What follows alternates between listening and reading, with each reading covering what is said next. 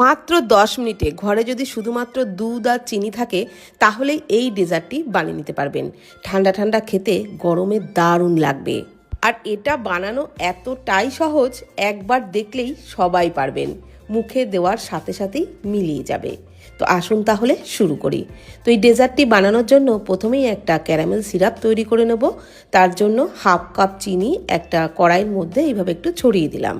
তো প্রথমে কিন্তু একটুও নাড়াচাড়া করিনি। চিনি যখন হালকা হালকা গলতে শুরু করেছে, তারপর যখন এইরকম একটু লালচে লালচে হয়ে গেছে, তখনই কিন্তু নেড়েচেড়ে ক্যারামেলটা বানিয়ে নিচ্ছি, অবশ্যই লো ফ্লেমে। আর তারপর কিছুক্ষণ নাড়াচাড়া করতে করতে যখন চিনিটা পুরোপুরি গলে গেছে, এই রকম লালচে রং হয়ে গেছে, তখনই কিন্তু আমি এর মধ্যে 3-4 টেবিল চামচ মতো জল দিয়ে দিলাম। একটু জল ক্যারামেলের মধ্যে দিয়ে তারপর দুধ দিলে তাহলে দুধটা কিন্তু কেটে যাওয়ার সম্ভাবনা একেবারেই থাকে না, না হলে অনেক সময় দুধ কেটে যায়।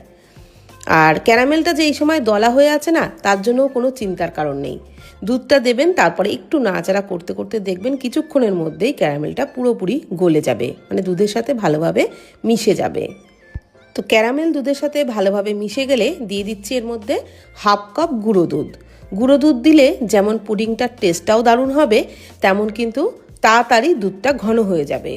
তো গুঁড়ো দুধটাকে খুব ভালো করে মিশিয়ে দুধটাকে কিন্তু ফুটিয়ে একটু ঘন করে নেব। তবে খুব বেশিক্ষণ ধরে জাল দিয়ে ফুটিয়ে ঘন করার দরকার নেই, ওই 1.5-2 মিনিট মতন ফুটিয়ে নিলেই কিন্তু দুধটা একটু ঘন হয়ে যাবে। তো দেখুন দুধটা ভালোভাবে ফুটতে শুরু করেছে। তো এর থেকে বেশি ফুটিয়ে কিন্তু ঘন করব না।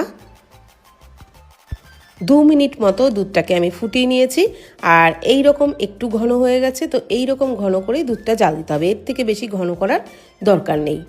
এইবার আমি এর মধ্যে একটা জিনিস মেশাবো, সেটা হলো আগার আগার পাউডার। ওই হাফ কাপ মতো জলের মধ্যে 1 টেবিল চামচ আগার আগার পাউডার মিশিয়ে নিচ্ছি। আর জলটা কিন্তু এখানে ঠান্ডা গরম কোনো জলই না, নর্মাল জলই নিয়েছি। এইবার জলটাকে, মানে ওই আগার আগার পাউডার গোলা জলটাকে দুধের মধ্যে দিয়ে ভালোভাবে মিশিয়ে দুধটাকে একটু ফুটিয়ে আরও একটু ঘন করে নেব। আর আগার আগার পাউডার যে কোনো বড় মুদির দোকানে কিন্তু আপনারা কিনতে পেয়ে যাবেন। প্যাকেটটা ঠিক এরকম দেখিয়ে দিলাম। অনেকেই প্রশ্ন করেন যে আগার আগার পাউডার কি, সেই কারণে দেখিয়ে দিলাম। যে কোনো মুদির দোকানে, মানে একটু বড়সড় মুদির দোকানেই কিন্তু আপনারা কিনতে পেয়ে যাবেন। তো দেখুন দুধটাকে কিন্তু ফুটিয়ে এই রকম ঘন করে নিয়েছি, এই যে হাতা দিয়ে দেখিয়ে দিচ্ছি। তো এর থেকে বেশি ঘন কিন্তু করবেন না, তাহলে ডেজার্টটা ভালো জমবে না। এইবার গরম অবস্থাতেই ওই দুধের মিশ্রণটাকে একটা কেক টিনের মধ্যে ঢেলে নিচ্ছি। কেক টিনের মধ্যে আমি এই ডেজার্টটা জমাবো, সেই জন্য কেক টিনের মধ্যে ঢেলে নিয়েছি। আর তারপর একটু ঠান্ডা করে নিয়েছি, ফ্রিজে কিন্তু রাখিনি, এমনি বাইরে রেখেই একটু ঠান্ডা হয়ে গেলে ওপর থেকে দেখতে সুন্দর লাগবার জন্য একটু আমান কুচি ছড়িয়ে দিচ্ছি। আর তারপর এটাকে ফ্রিজে রেখে দেবো। ডেজার্ট সবসময় ঠান্ডা ঠান্ডা খেতেই ভালো লাগে। তো ঘন্টাখানিক মতো ফ্রিজে রেখে দিলেই কিন্তু ডেজার্টটা পরিবেশনের জন্য একেবারেই রেডি হয়ে যাবে।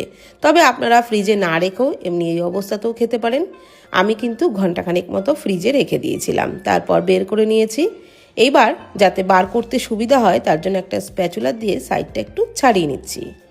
আমি ছুরির ব্যবহার করছি না, যেহেতু ডেজার্টটা খুবই নরম, হট করে কেটে যেতে পারে, সেই কারণে কিন্তু আমি ছুরির ব্যবহার করিনি, স্প্যাচুলার দিয়ে একটু ছাড়িয়ে নিলাম। একটা প্লেট চাপা দিয়ে উপর করে বার করে নিচ্ছি। একদম সহজে কিন্তু বেরিয়ে আসবে, কোনো রকম কোনো সমস্যাই হবে না। ওই যে বললাম, একবার দেখলে সবাই পারবেন এটা বানাতে। আর বানানোর জন্য বেশি উপকরণেরও দরকার নেই, দুধ চিনি ঘরে থাকলেই বানাতে পারবেন। আর আগার আগার পাউডারটা অবশ্যই করে দেবেন, তাহলে কিন্তু ডেজার্টটা সুন্দর জমবে। আর কাটাটা দেখে নিশ্চয়ই বুঝতেই পারছেন যে ডেজার্টটা কতটা পারফেক্ট হয়েছে। তাহলে আর দেরি কেন, দুধ আর চিনি যদি ঘরে থাকে এই ডেজার্টটা অবশ্যই ট্রাই করে দেখুন, খেতে দারুণ লাগবে। আর ভিডিওটি ভালো লাগলে প্লিজ কমেন্ট করবেন। ধন্যবাদ।